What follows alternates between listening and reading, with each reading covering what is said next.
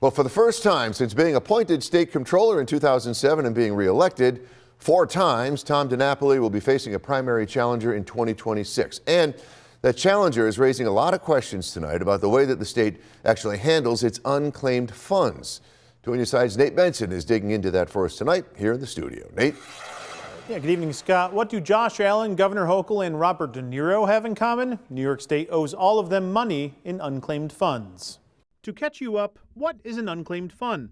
Well, it might be an old paycheck you never picked up, or an old savings account that you never closed, or an estate that you didn't know you were the executor of. Whatever the case may be, once it's been determined that those accounts or properties have been abandoned, they're collected by the state and marked as unclaimed funds. We make sure that the banks and insurance companies aren't writing it off or taking it for profit. It's not their money. It belongs to somebody else. One interesting note, while the state collects the funds and they're yours to claim, they use them for items in the general fund of the state budget. So it's being used every day. All the citizens and taxpayers of the state of New York are benefiting from that money.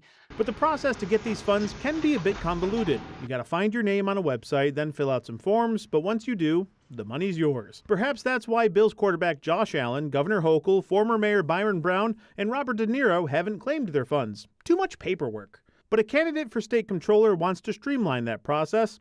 Drew Warshaw is one of 2 primary challengers lined up against Tom DiNapoli, who's the current comptroller, and he hasn't faced a primary challenge since being appointed as the fiscal watchdog of the state in 2007. Warshaw is a former chief of staff for the Port Authority, and his plan is to simply mail people their money. We're going to just send New Yorkers their money back because it's theirs. It's not his. And he treats it like it's his own. And New York State has a lot of unclaimed funds, $20 billion. $331 million of that is right here in the 8 counties of western New York. Warshaw believes that such a high amount of unclaimed funds is indicative of the performance of the current comptroller, Tom DiNapoli. It is the comptroller's job to get $20 billion of New Yorkers' money back. And it is a rare thing to be able to quantify the performance of an elected official. But the comptroller's office tells me it's not as easy as simply mailing a check, which to an extent they're already doing for funds under $250. That was a recent change in law beginning in 2025.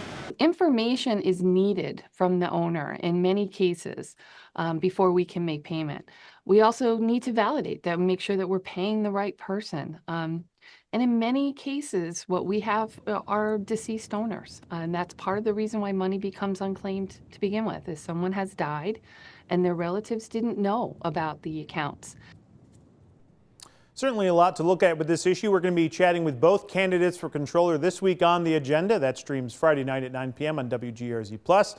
If you're curious if you have unclaimed funds, I have a link posted in the story right now on WGRZ.com. On your side, Nate Benson, Channel 2 News.